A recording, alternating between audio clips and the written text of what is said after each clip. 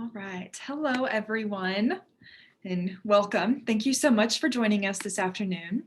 My name is Emily, and I'm the Marketing Director for Clinkscale's Elder Law Practice in our office in Hayes.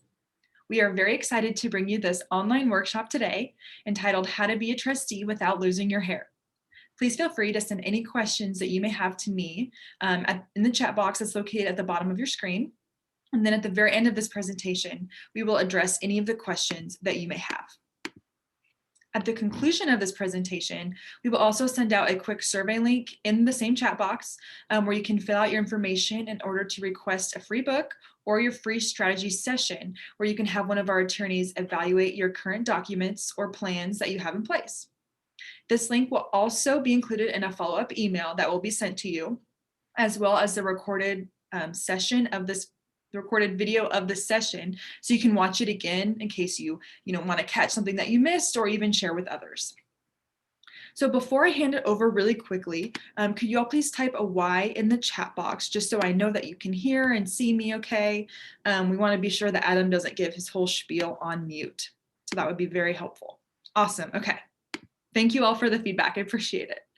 So without further ado, I would like to go ahead and hand it over to Attorney Adam Dees so he can get us started and introduce himself. So welcome everyone. I know that we've still got some folks joining us, and I'm excited to talk to you today about how to be a trustee without pulling or losing all of your hair.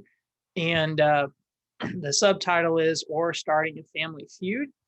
And so just real quick, if you're comfortable and if you'd like to share, if you know that you're going to be a trustee of a trust, if you could just put a T in the chat box, that would be great.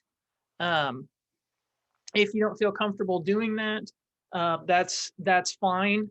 But just think, if you're going to be a trustee, you are definitely in the right place.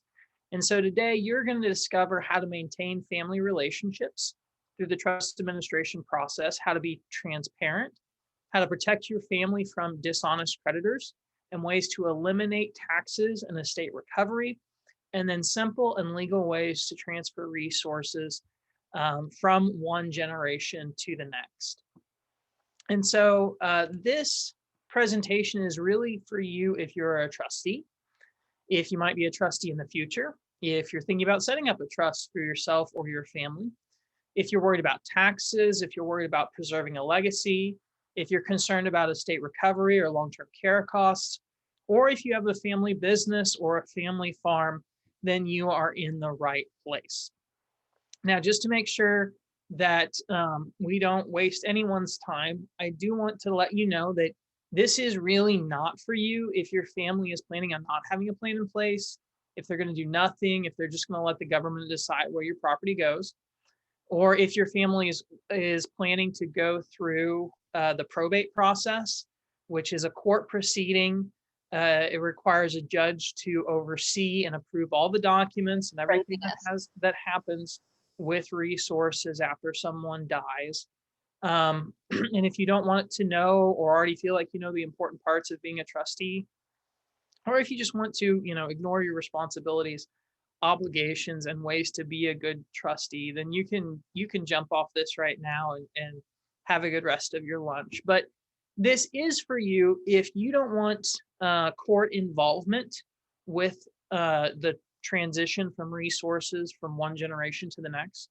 You want something that's customized for your family. You want privacy for you and your loved ones. You're ready to pre-plan, or you know that your family has pre-planned and that you might be a trustee in the future.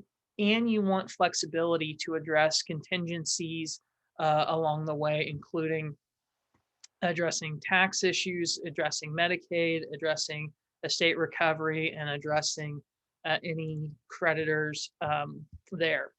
So I just kind of want you to imagine you could wave a magic wand after your loved one has passed, and could think about what the transition to the next generation will look like. And if at the end of that transition, you would know that you followed your family's wishes, that you protected your family's legacies, that you didn't lose any property because of government taxes, that you appropriately responded to estate recovery, and you didn't have to worry about long-term care costs.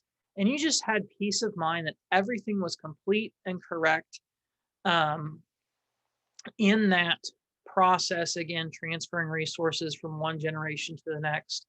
And you kept your family's privacy. Um, then this is really for you. And so I wanted to share with you JC's story. JC, um, he passed away. He had family spread out across Kansas.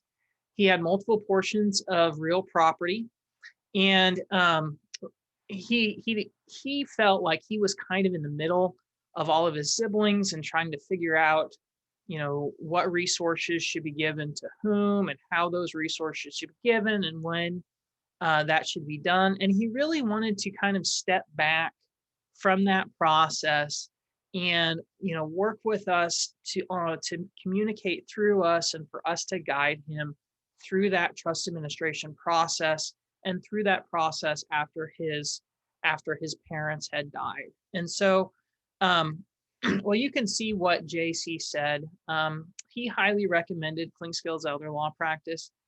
And he said that Clinkscales made me feel like things were done right and on time and made me feel comfortable and at ease. And that's what we hope that everyone will feel at the end of the trust administration process, is that everything was done right and on time, and that everybody is comfortable and at ease.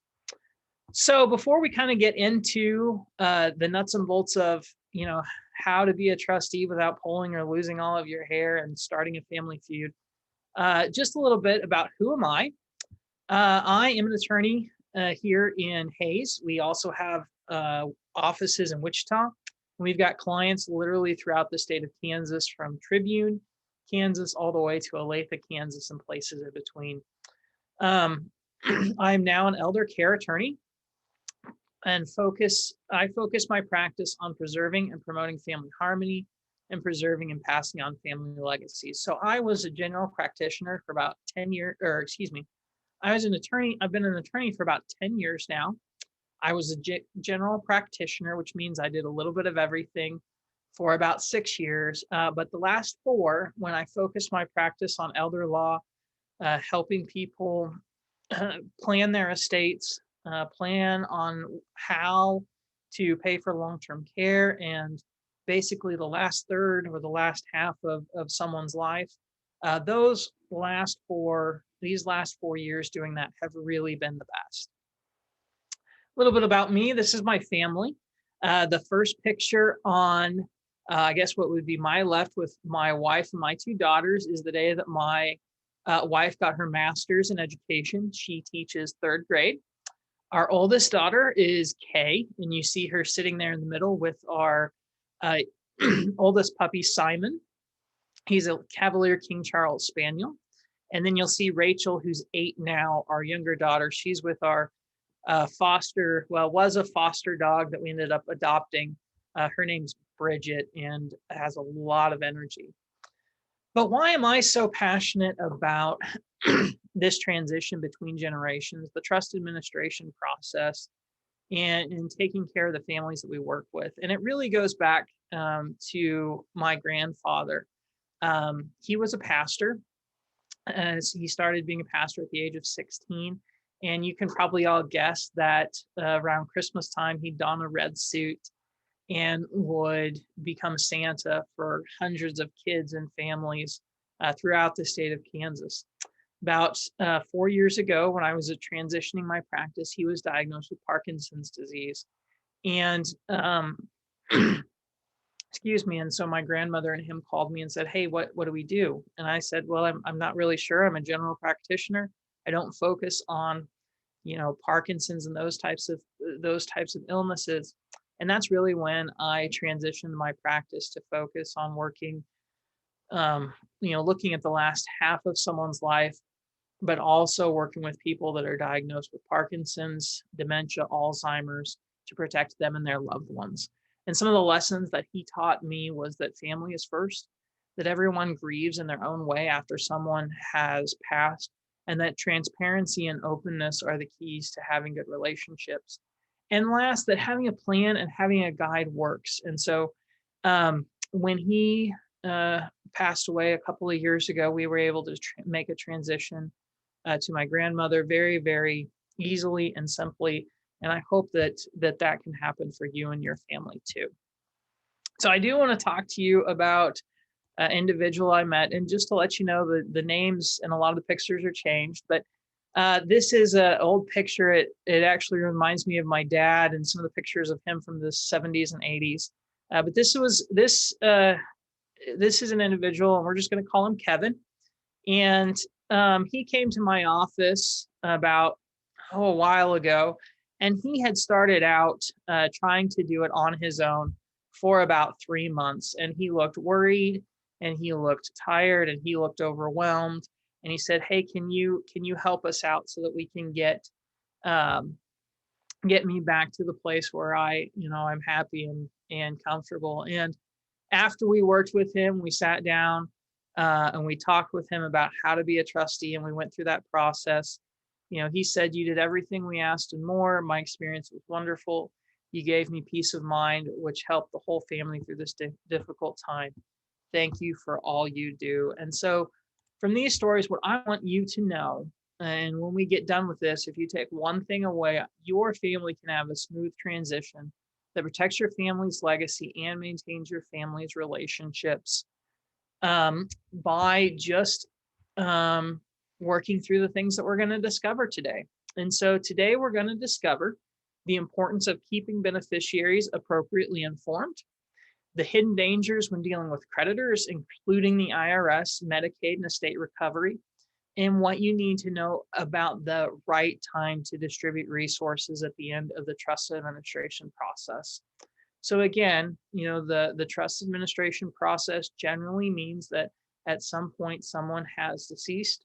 Their resources before their death were put into a trust so that we don't have to deal with a probate. We don't have to deal with going to court. We don't have to deal with the publicity of publishing and telling the court and anybody else who wants to go up and look at the courthouse all of the assets and resources that they have.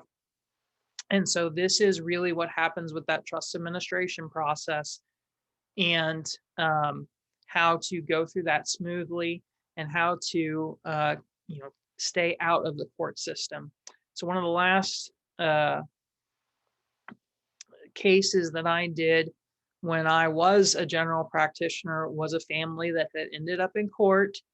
And at that point, I said to myself, there's got to be a better way to do this. And that is really the genesis of the conversation that I want to have with you today about, okay, how do we keep people informed, work through creditors, the IRS, Medicaid, and what do we need to know about when to distribute resources from the trust so that that transition can go smoothly and we don't end up in court fighting. So first of all, what's the importance of keeping beneficiaries informed? First, well, the state of Kansas requires it, and it's going to limit the amount of questions that people ask later on, which can then speed up the process. And so it's very important to keep beneficiaries informed. So one of the cases that's out there is called the Estate of Nelson. This is a Kansas case in Northwest Kansas. He was the executor for his brother's estate, so he was in probate. We're not doing probate, but he just kept records on scraps of paper, on napkins, on envelopes, and he finally provided an accounting to the court, and that was just a compilation of those notes and some bank statements. But the court found that because Mr. Nelson had not kept appropriate records and kept the beneficiaries and the heirs informed of those records and that record keeping, he ended up having to pay about $9,000 into the estate for that, for the poor record keeping and not keeping the beneficiaries informed. And so we look at KSA 58A 813. Again, there's that duty to keep beneficiaries reasonably informed. Now, that doesn't mean that we necessarily need to tell them minute by minute what's going on, but checking in with them every 30 or 60 days. There's a duty to promptly respond to a qualified beneficiary's request for information. So a qualified beneficiary is someone that's going to receive resources out of that trust at the end of the trust administration process. There is also um, a duty to provide copies of the trust. So there's no reason to withhold copies of the trust from those beneficiaries. And there's a duty to provide a report for each fiscal year to the beneficiaries that actually receive a distribution. So if there is a distribution that's going to go out to the beneficiaries, then we just need to show the beneficiaries the income and the expenses that happen um, during that year so that we can make that appropriate distribution. So what should you do if you're the trustee? Well, first of all, let the beneficiaries know that you are a trustee. Send a copy of the trust. Provide them periodic updates. I know, like I said, we try to see that somebody has talked to the beneficiaries about every 30 to 60 days. Provide the beneficiaries with an inventory. So tell the beneficiaries what's in the trust.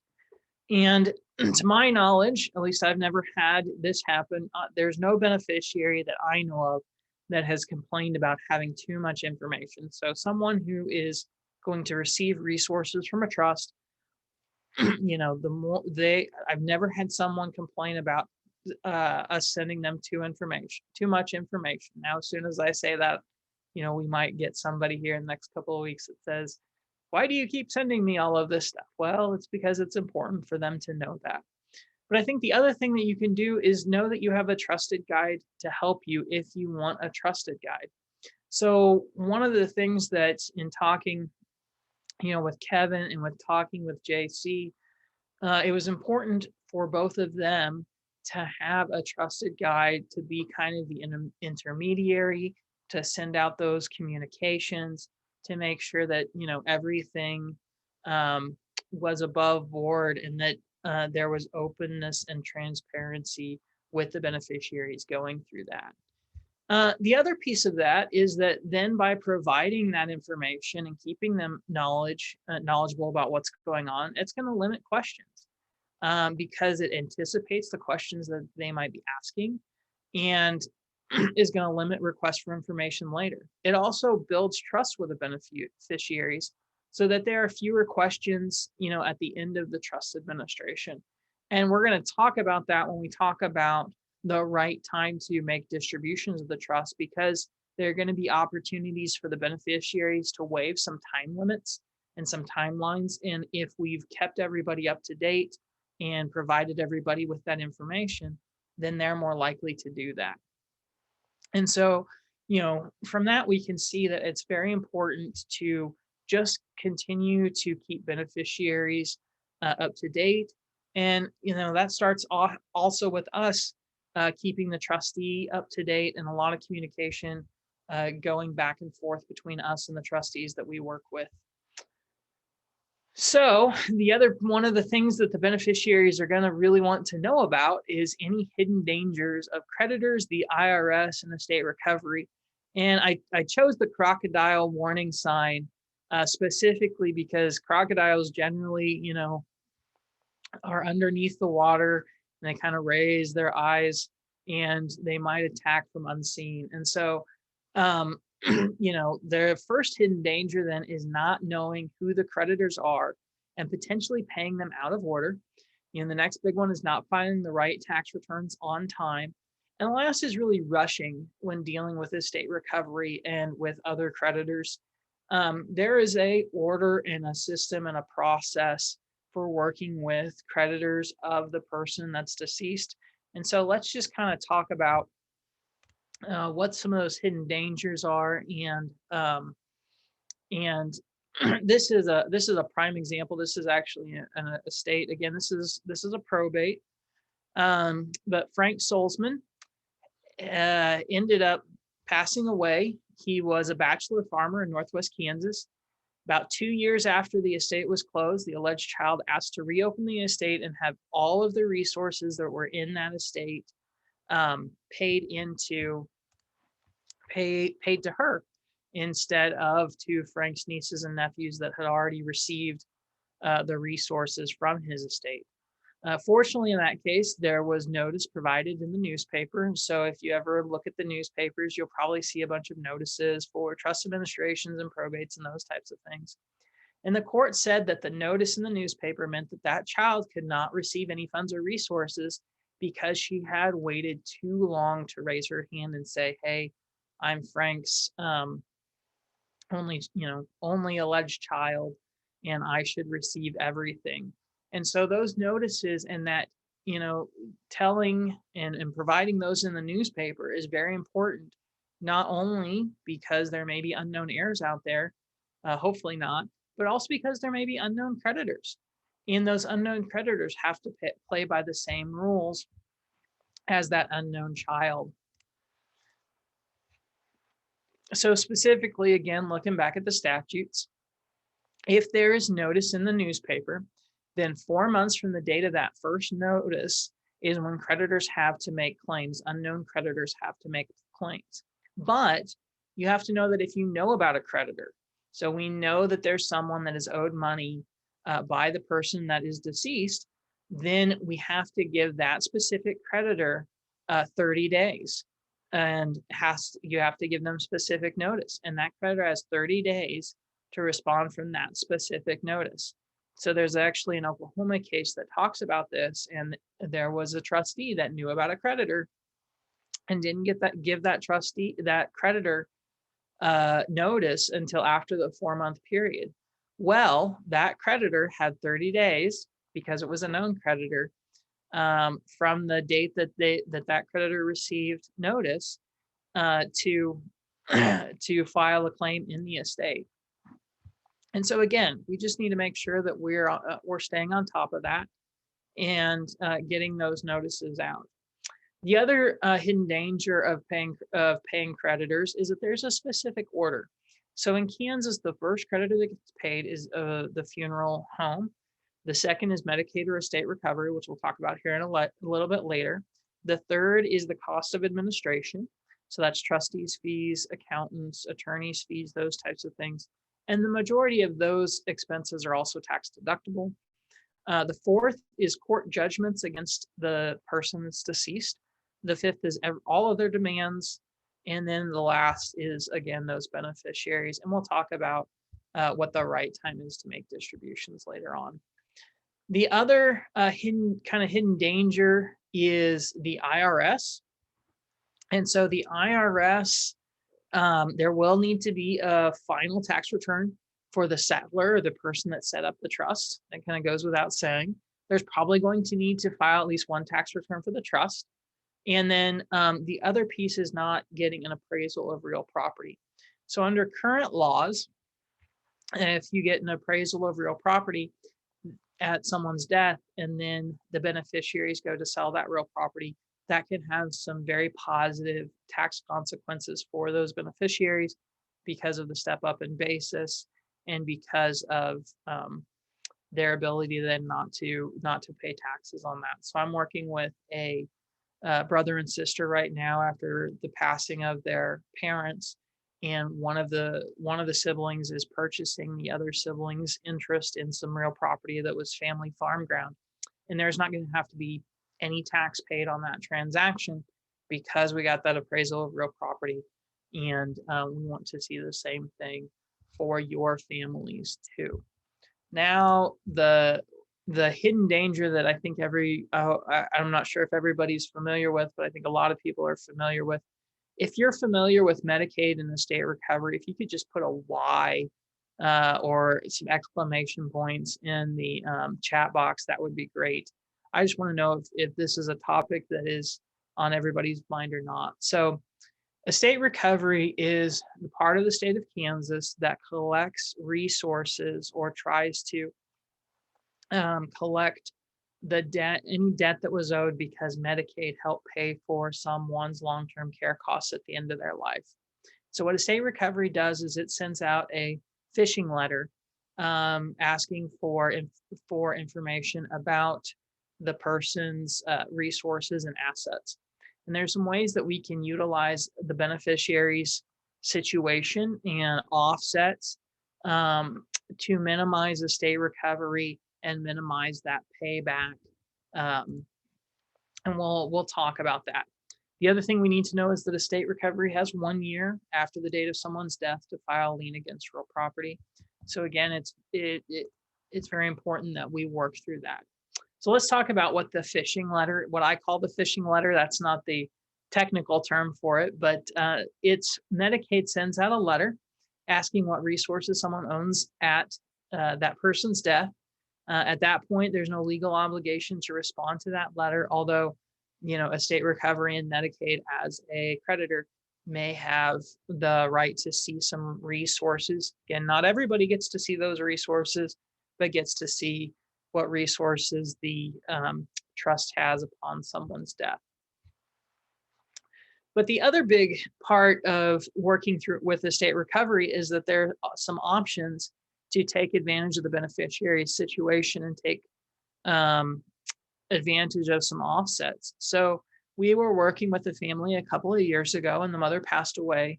She owned a house. That house was given to her 2 children. Both of her children were on Social Security, or excuse me, Supplemental Security Insurance, or SSI. They were receiving Medicaid. And rather than have the house go to estate recovery, if we could keep that house for those children, then they would be able to have a place to live and be able to stay there, a place where that they were comfortable. And so because the children were on SSI and receiving Medicaid, estate recovery couldn't take the house. But at the same time, in order to show estate recovery that it wasn't entitled to the house and that we were able to keep the house, we had to provide them some documentation about those beneficiaries, and we worked through that process. The other piece is not looking for offsets. So as you know, a family farm may be subject to estate recovery, or other pieces of land may be subject to estate recovery. And while we were working through the trust administration process with the family, we discovered that the mother had long-term care insurance that had paid out prior to her death. And so we showed the payment by that long-term care insurance provider. And for every dollar that long-term care insurance paid, it reduced the amount of the estate recovery could claim. So estate recovery was claiming about an $80,000 lien against this farm, but the long-term care insurance over her life had paid between $90,000 to $100,000. And so at the end of the day, estate recovery, because of that offset, estate recovery didn't have a claim, and we didn't have to sell the family farm or pay off that debt at that time. And so those are some of the dangers, the hidden dangers of dealing with creditors, of dealing with the IRS, and of dealing with Medicaid. And that brings us to what everybody, the beneficiaries, the trustee, time to make distributions.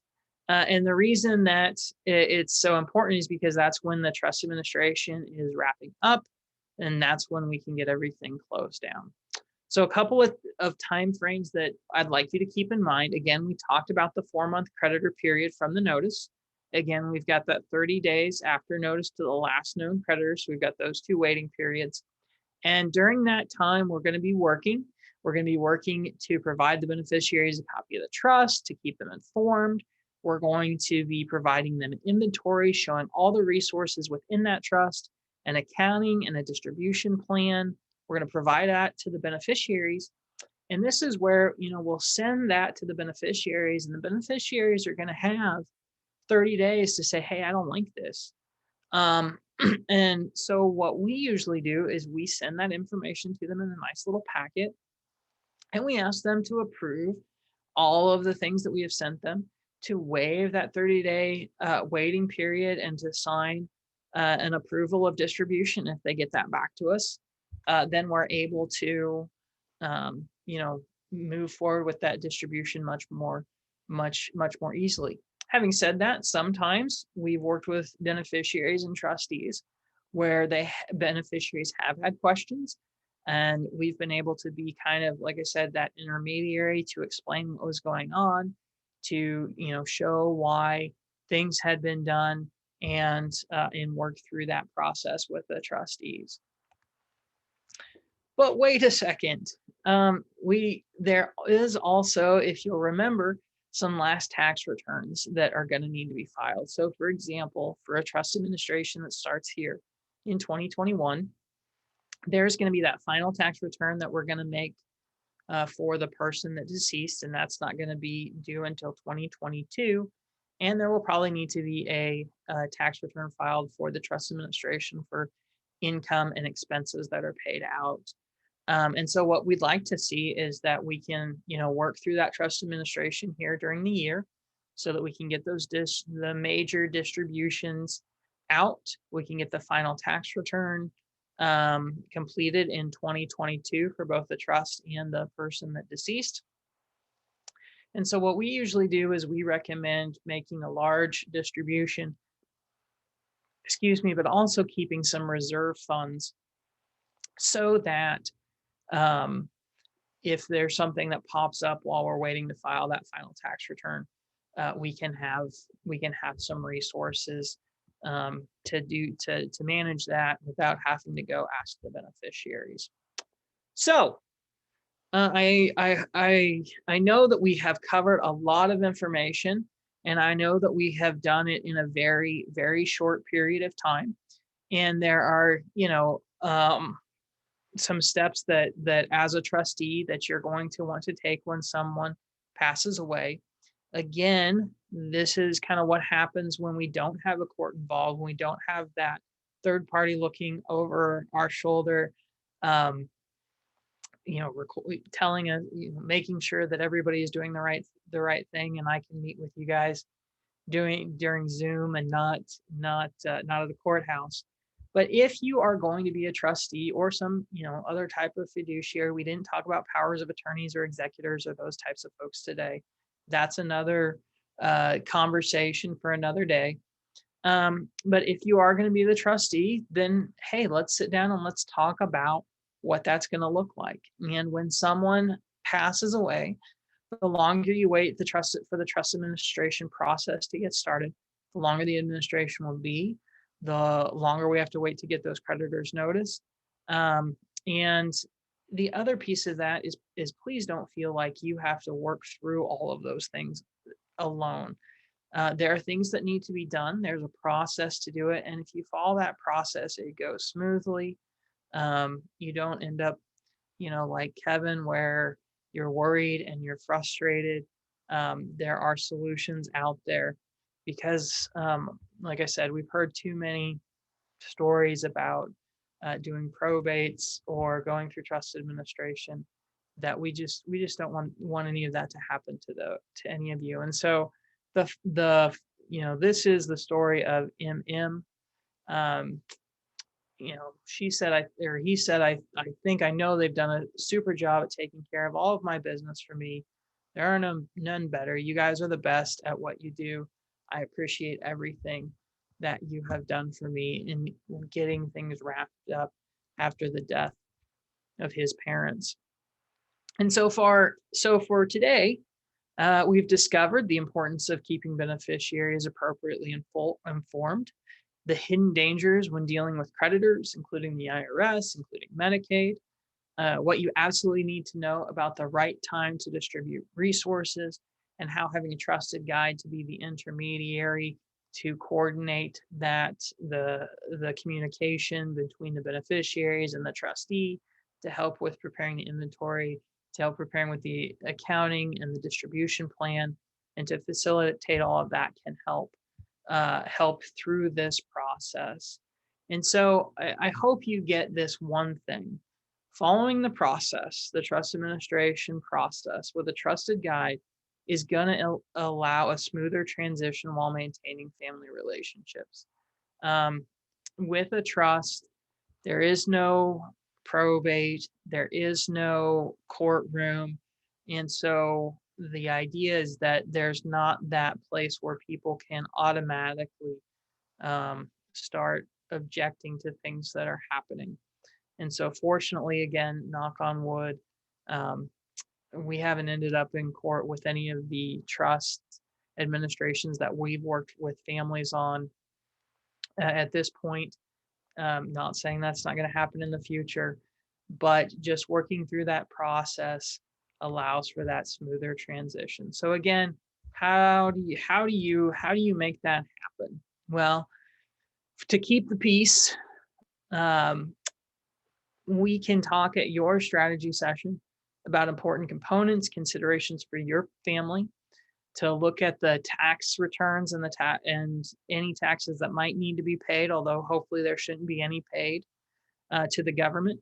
We can get all the transfers completed legally and efficiently and maintain those family relationships by having that trusted guide to be an intermediary. So let's just kind of talk about what a strategy session looks like after someone has deceased. It's usually a 60 to 90-minute strategy session that can be in person by Zoom, or it can be by telephone. If your family has done planning with us before, we're going to have a lot of the information we need for that session. And yet we'll still be sending out some requests for additional information from you if that's necessary. So we'll discuss your family's resources. We'll review your family's documents, or, if there aren't any documents, we'll talk about what happens then. Although at that point, the government has kind of set out what's going to happen. We'll establish your goals. We'll discuss the tax consequences. And then I or one of the other attorneys, but probably me, will answer all the questions you have about your unique situation. And we'll start putting that plan together for that trust administration. So at the end of that strategy session, you'll have a better understanding of the issues, the goals, and the responsibilities of being a trustee. Again, we'll develop that plan for your role as trustee. You'll know what other documents, other tools you'll need, if there are other, accountants or tax preparers that need to be involved. And then we'll design a blueprint on how to administer the trust, and we'll go from there. So again, after that strategy meeting, you'll decide to go ahead and get started with the trust administration. Remember, though, that this can only happen if there's been some pre-planning done before somebody's death, because without that trust in place, without resources in that trust, then the trust administration process is going to look very different, and it may end up in court. So we need to have that trust in place before, and then we will develop a written plan with recommendations about how to go about your unique situation, working through different trust scenarios. So, for example, right now I'm working with some beneficiaries and some trustees where some of the beneficiaries have first rights of refusal to ground and want to purchase that ground. Or we've got some trustees that are working with supplemental needs trusts and the beneficiaries of those supplemental needs trusts. And how do we make sure that those benefits are protected from long-term care costs and Medicaid? And then we'll prepare all the necessary legal documents to get all that done. And we'll work together with you on tools and steps to complete that trust administration process completely. So at the end, you'll have that peace of mind knowing that your family's wishes were fulfilled. And most importantly, our office will walk you through that process from start to finish and getting all of those things done. So the total value of one of these strategy sessions, if we were just going to sit down and I was going to actually charge you for that, that's a $600 value by the time we sit down, and then I write you a letter about your unique situation. But it's going to be free. We do complimentary consultations, and you can actually book a strategy session today with us.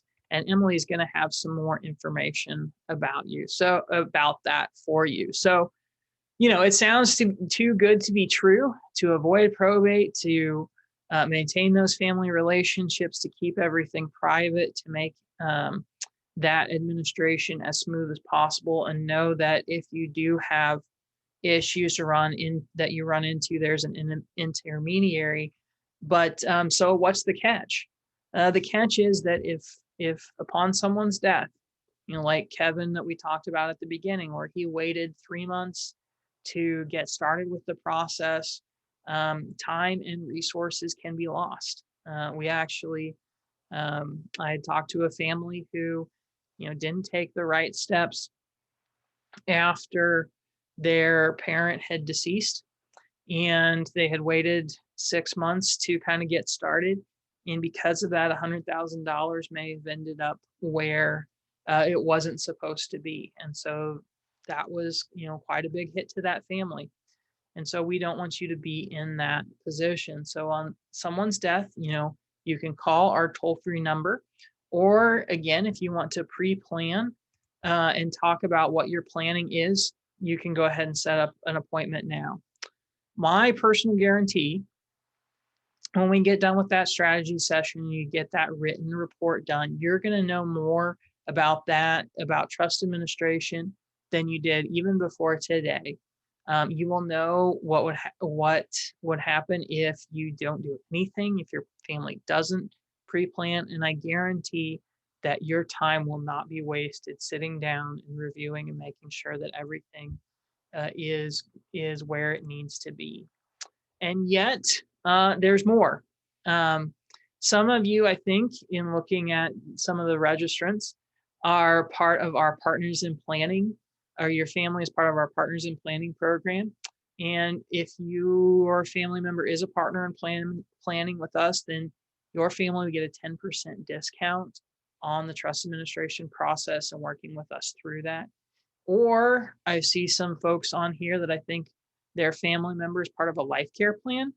And if your family is part of a life care plan and your loved one passes away, then your family gets a 20% discount on working with us through that trust administration process. And so the reason is because we have an idea of where those where resources are. We have an idea. We know what documents have been set up. We're very comfortable with that.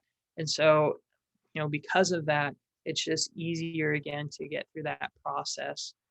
So if you do want to book a free strategy session or want a family member to book a free strategy session, again, just call the 877 number. Emily's going to send you an email out about this with a SurveyMonkey link. Please let me know if this was helpful, if this wasn't helpful. We do put these types of seminars on periodically, and I want to hear from you what you want to hear about, so that we're hitting on topics and talking about things that are important to you and your family. So remember, you can call 877-325-8040 or click on the SurveyMonkey in your link for that follow-up email, and you'll get that free strategy session. We'll take a look at your current plan to make sure that everything is set to go smoothly. We'll give you that free written report to achieve your goals. And again, for those of our family members who are family members of Partners in Planning or our life care planning programs, there are those discounts available. So, let us know when you're ready for your free strategy session. And Emily, I think that concludes the part of the presentation that I wanted to hit on. Do we have any questions from folks that I could answer at this point? We do have a few. Our first one, Adam, if you could address this. What happens if a property is sold before the state of Kansas imposes an estate recovery line? Yeah, no, that's a great question. So if we go ahead and sell a piece of property before there's before a state recovery has placed a lien on that, through the title insurance process, there's going to be a statement that Medicaid, that estate recovery has been worked through and taken care of, so that doesn't pop up later on. The other piece of that is that that's why it's important to keep estate recovery and Medicaid kind of informed going forward, because many times if there is real property sold or if there are resources, we can negotiate with estate recovery to reduce the amount that is owed to estate recovery through the trust administration process. And so that's a great question, Emily. I'm glad that somebody asked. I'm sure several other people had that question as well. Are there others? Yeah. And I just want to cover this before I move on to the next question, but we will be sending out, and I'll say this again in a second, but we will be sending out the recording of this session. So instead of sending out notes or the PowerPoint, if you can take notes by rewatching the video. And then if you still have questions, feel free to call us like we mentioned. We do also have another question here. Sorry, let me find it here. What is the difference in responsibilities between the trustee and executor? Are they generally the same person? Executor. That's a great question. And there are some major differences between the obligations and responsibilities of a trustee and an executor. And the main one is that a trustee, again, everything is private when we do trust administration. It's all kept within the family. There is no court involvement. Whereas with an executor, as an executor, you have to report not only to the beneficiaries, but also to the court. And everything that you tell the court is going to be public record. The other major difference, and this really isn't a responsibility, but the other major difference between a trustee and an executor is that a trustee changing who the trustee of a trust is automatic upon someone's death. Okay. So, when someone dies, we can usually get the successor trustee set up within about 2 or 3 days of everything that they need, after we've sat down and talked with them.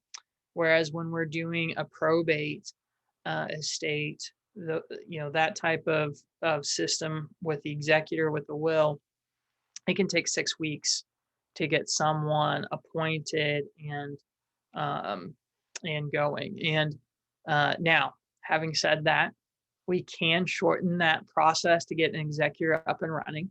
And I'd be lying if I didn't tell you that we haven't gotten that very quickly in some cases, or at the end of the year and a small business owner dies. And yet getting all of that paperwork done, it's expensive, right? It adds another layer to the estate process and the probate process, another set of documents. And so, that just adds to your expense. Whereas with the trustee, after we meet with somebody, it's very simple to get them ready to go. And so that's another, kind of benefit of doing some pre-planning and getting that trust in place, especially if you have a farm or a small business and you know that you're going to want to transition that to the next generation. Man, Emily, these have been some great questions. I see that some other folks are trying to either connect to audio or don't have their mute or unmuted. Do you guys have any questions that you just want to ask?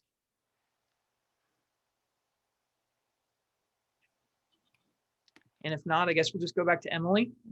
Yeah, feel free to ask any more questions in the chat box, or you can unmute yourself as well. In the meantime, I will just kind of like to do a brief follow-up closing here.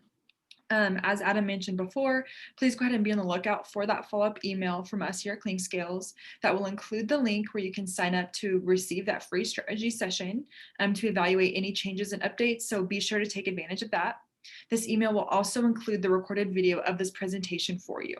And then I've also just sent that same, the survey link to you in the chat box. You can get hold of us right away. We appreciate your attendance today and want to thank you all for joining us during this session.